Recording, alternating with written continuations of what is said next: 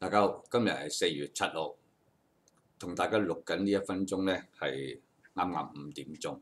哇！晏晝真係忙得好緊要，因為2點到3點呢，我係同商台做緊節目，但係3點半呢，我要講落去呢，同無線唔係創富方啦，係 J5 㗎智富360做節目，咁啊由3點半做到去4點4個字，咁啊翻嚟之後呢。跟住啊，同深圳電視就要做個節目，所以咧一路係接住做，根本上停唔到。咁唯有咧就係做晒啦，然後先至有少少空閒咧抽出嚟，大家傾下傾。嗱個市咧今日咧表現咧比預期中為好嘅，因為早段咧就受到美國突然之間咧空襲敍利亞啦，咁啊其實嗰1分鐘咧市場嘅情緒有少少波動㗎。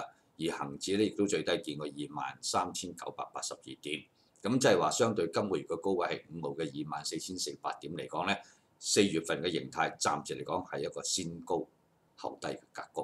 咁啊當然知啦，一個月嘅高低位唔會喺2到3個交易天之內出現，咁而且咧418點嘅波幅點可能滿足成個月嘅要求嘅啫，所以最終咧就要睇下恆指係上破24,400啊，抑或係下破23,982點啦。咁啊有一點比較好彩嘅就係，雖然低開之後持續下行啦，但係以晏晝嘅收市嚟講咧，技術上咧又翻上20天線樓上，即係20天線咧其實冇失到嘅。嚴格嚟講，呢1分鐘咧只不過係反覆喺10天線下邊嘅啫。指數收市嘅時間24,267點，只係輕輕跌咗6點啫。不過咁，雖然係話個市係比較頑強，但係成交都仲係比較薄弱，得888億。有一點比較尷尬嘅，而家24,200，我當你24,300一路推上去啦。咁如果你去到24,900、25,000點，咁又如何呢？因為你要破25,000點咧，以700億、800億成交咧，氣候真係難成㗎。大家記唔記得2015年4月份咧，當其時個市咧係有2,500億嘅成交，咁啊跟住咧恒生指數係上破咗2014年嘅高位25,362點。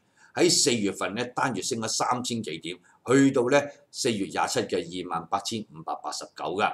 咁啊，而家呢一陣咧，以而家嘅市場氣氛同動力咧，似乎嚟講都唔係咁相配。咁啊，當然知啦，你去到24,000、29,000，突然間成交量大嘅，呢個就係一個好事情啦。但係暫時嚟講就睇唔到。咁唯一要講嘅咧就係個市咧，而家咧一路整固喺24,000啊、24,400，其實走嚟走去幾百點。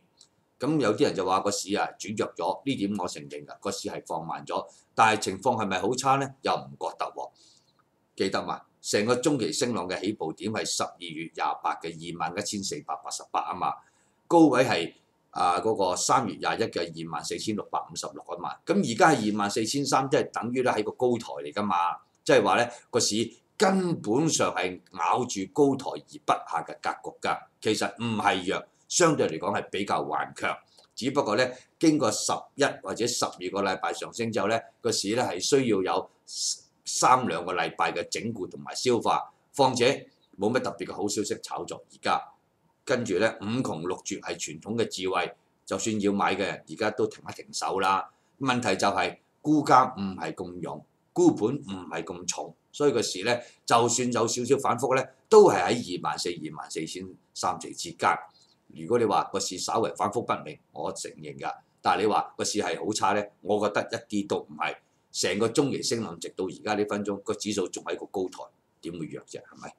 好啦，今日講到呢度。